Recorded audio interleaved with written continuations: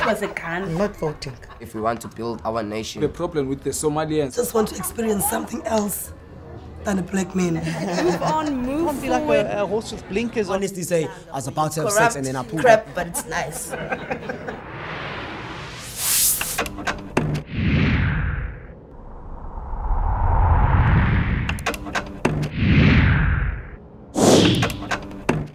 Here at New Africa, what we are looking for is the young person who feels they have nowhere to go, who's in danger of succumbing to despair, to being hopeless about their own futures.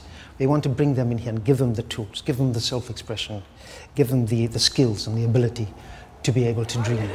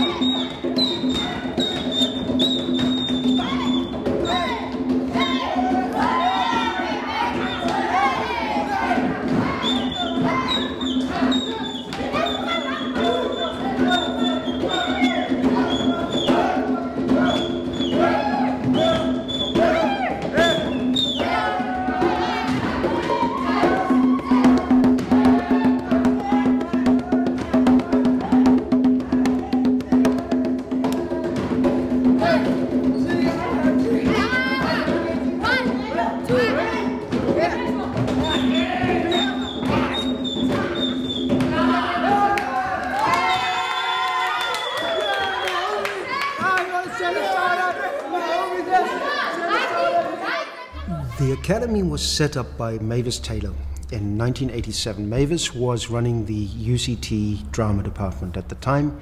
There was nowhere that young people from the township could be trained, and this was becoming an issue. We're still the only accredited level 5 institution in the country, and with results we've got people from Joburg, the Eastern Cape, all over the Western Cape. Unfortunately, we don't have houses of residence, so students are responsible for their own accommodation, and I think on the one hand that's good because that limits the amount that we can have, and on the other hand that limits the amount that we can have, because where we have the capacity to, or the ability probably to do 120, 160 intake a year, we only have the space at this stage for doing between 30 and 35. I think that brings up one of the biggest challenges that we have, and that's to be recognized not only as a school that's doing good work, but as a model. Because the Section 21 model that we are is not applied broadly to higher education. And just what Marie is saying, there are thousands and thousands of young people trying to get access to higher education and just not able to do so because it's either far too expensive, or geographically it's impossible, even culturally to an extent it's impossible. Drama is one of those things. It gives you a sense of accomplishment. Every time you are able to stand up in front of a crowd and say, hello, here I am, and not be shy about it and do it to the best of your ability, you do get that enormous rush of well-being and a sense of, I've done it. And I think on a daily basis that actually encourages people, and our lecturers are very, very well-equipped also and well-trained on getting the students to try and realize their potential and be the best that they can be. God, I'd almost forgotten how strong your job, daughter. What mischief is here? Give me a word, John. A soul. No, Abby, that's done with. John, I'm thinking of you every night. Abby, I've never given you hope to wait on me. I have something better than hope, I think. Abby, you put it out of mind. I'll not be coming for you more. You surely sporting with me? You know me better. I know how you clutch my back behind your house and sweat it like a stallion whenever I come near. Or did I dream that? It's she put me out. You cannot pretend it were you. I saw your face when she put me out, and you loved me then, and you do now. How did that feel? I was really nervous because I could see that you were nervous, but what I want, and the rest of the class, you might actually agree with me here. Could you actually see the difference in the posture? Yes. Could you see that? Gone was all of that. So you had that strongness. Well done. You've worked on that really hard. Okay, so now all you have to do, keep that, but stop being nervous. Because the moment you get nervous, you start doing this. I noticed that. Our entire culture and our culture of learning, I think, is a lot different from the universities, where all of a sudden they become a number and they are thrown into these huge classes. There's no one-on-one contact. And I think coming from disadvantaged schools, I think the jump up from school to university is actually a major one. All of a sudden, you're not only in a different culture, but it's a different way of teaching. You're in huge classes. I mean, and nobody really, I don't want to say nobody cares, but there's a lecture in front of the class quite often in the arts in front of 150 students. If you don't do your work, nobody is really, well, you know, paying it's, that you much know, attention. Yeah, so you're just going to lose we're out. here, we've got 30, so we are still a very Intimate. intimate and very hands-on, and we care about them. So I think it makes the jump easier, and I also think that way it actually allows the students to be more successful once they move on to university or they move on to college from here. It is a rabbit. Oh, is it? In chat and strap. No, she walked in this afternoon like she come to visit. Oh, that's a good sign, walking in. It must be. It's well seasoned. Oh, is it? I took great care, you know. Aye.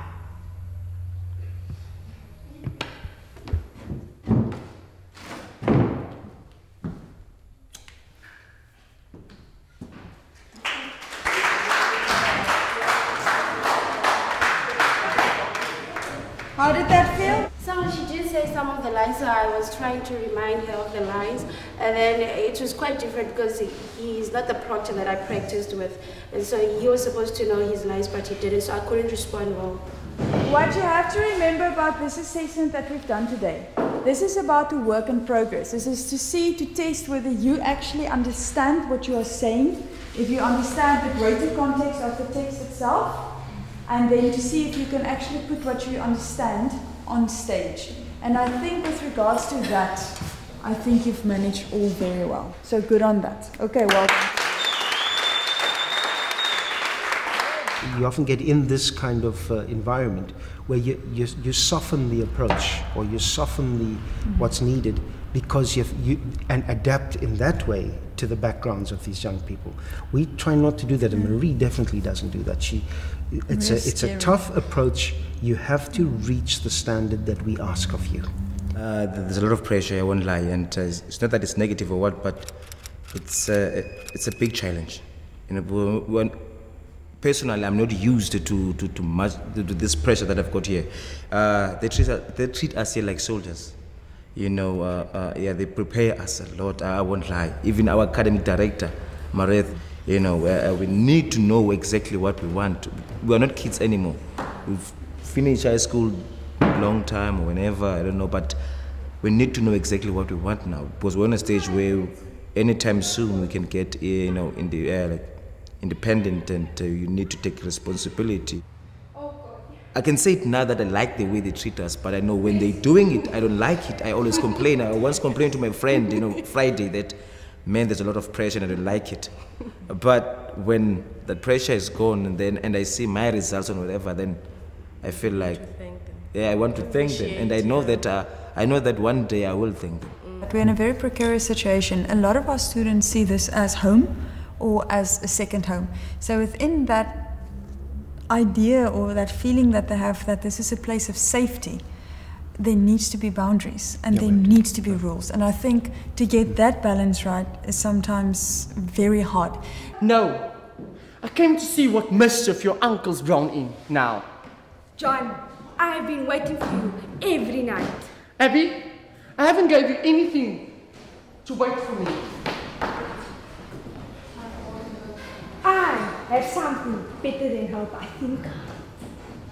No, Abby. Tony, I saw a man.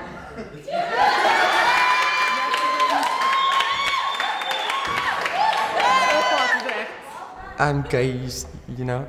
And most of my roles, I do mean roles. Now sometimes guys will like basically think, no, that guy is not gay, he's just acting like that. But when you don't know that you're coming across as a straight guy, when you know that you're gay, it confuses other people, as in, look at him, he acts like a guy, but he's really like a girly guy type. You know, being an actor, you at the advantage of being anything that you want to be. The given characters that you get in class or wherever, they kind of like prepares you to deal with things or issues that you come across in future.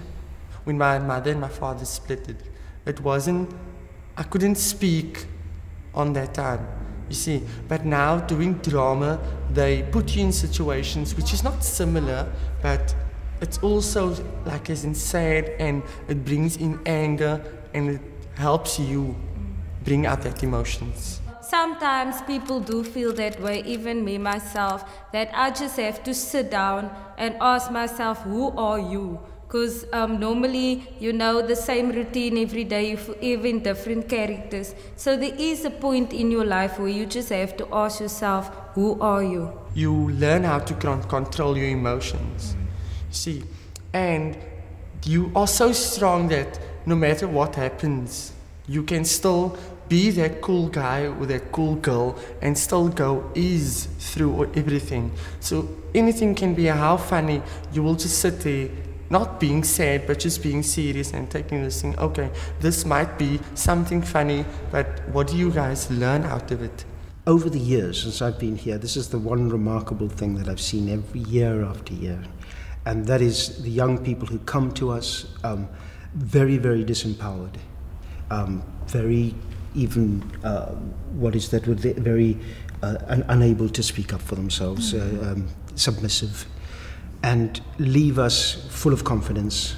This is what we do for our students, you know, literally and figuratively. They take that first step. They are here. They are actually acting, but by doing this, they are actually taking their future into their own hands, and through themselves, they are actually changing it themselves.